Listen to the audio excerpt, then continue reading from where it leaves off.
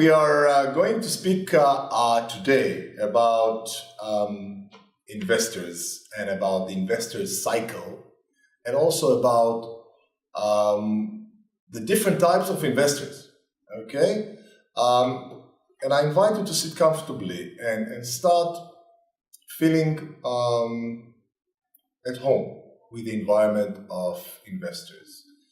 Investors are people like you, just 5 years ahead or 10 years ahead, sometimes 20 or 30.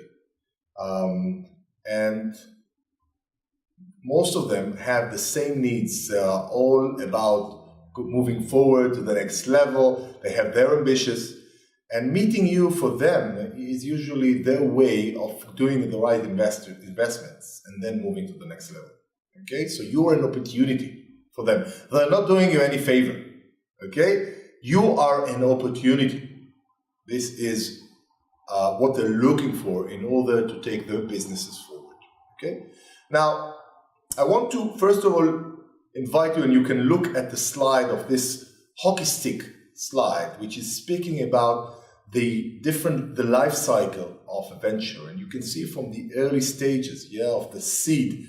You have on the left the revenue. You can see it, the revenue, in the initial stage when the business is making it, most of it is investments of developing the product and services. And then the revenue is starting to kick off. Yes. Initially, the investors that will engage in this early stage are usually the angels investors, or the family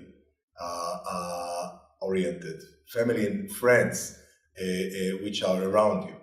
These are the people. I just I'm working with a company who managed to raise 90,000 euros now from their friends and family to this seed stage. Okay, so they can now do the first stages of doing the patent. And also, they are thinking about crowdfunding. So they're putting everything together now for their campaigns and for meeting investors. Okay. So the first stage, you would look at either friends and family or angel investors. Yeah. So this is where you look for where you will start. The next stage probably would be to start looking at round B, which is either additional investors, angel investors, or VCs, venture capital, which are funds which are dedicated in investing in early stage ventures. Okay, so as you probably know by now, approaching the venture capital funds in early stages would not be a wise thing. Certainly not to get an investment. Okay, if you do have some friends from this industry, I invite you to really get some feedback and to really ask them and to get some initial feedback, which will be great.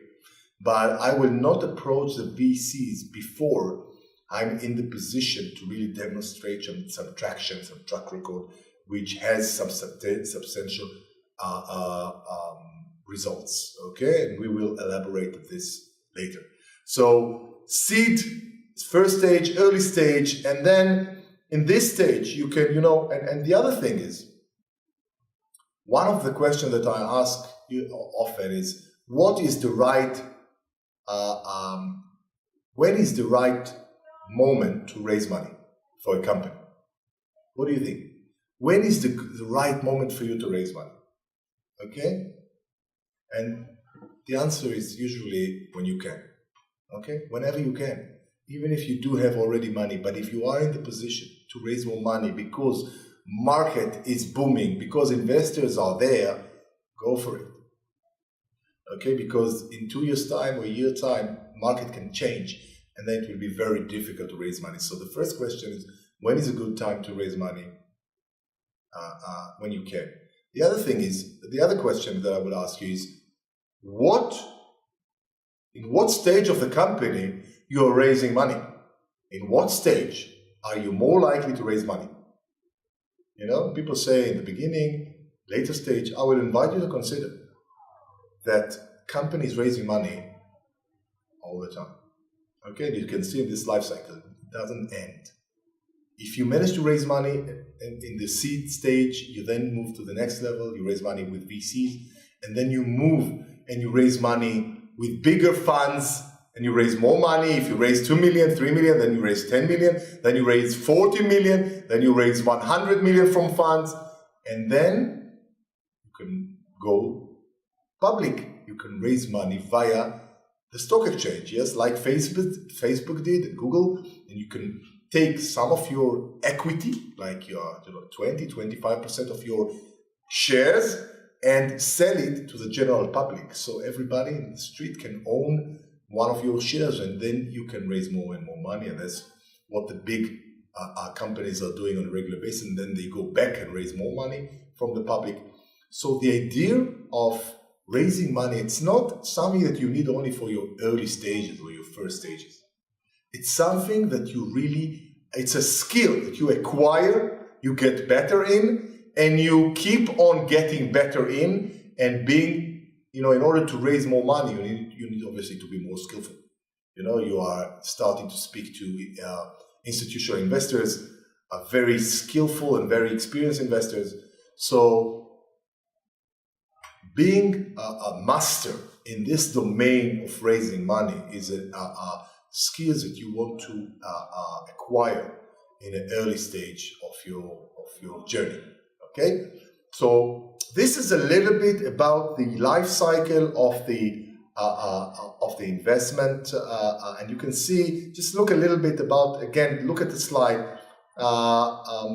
This is where we are, and I want you to feel comfortable. When you are starting this, and just to take it as part of the journey. It's part of the entrepreneurship life. To be master and to have all the skills required, like any other field that you have, any other issue that you are getting an expert in, is to feel comfortable with the terminology, to feel comfortable with the buzzwords, and to feel comfortable to sit in front of investors and invite them to join your company and your amazing venture. Okay? I hope this is helpful, and we'll speak to you very soon.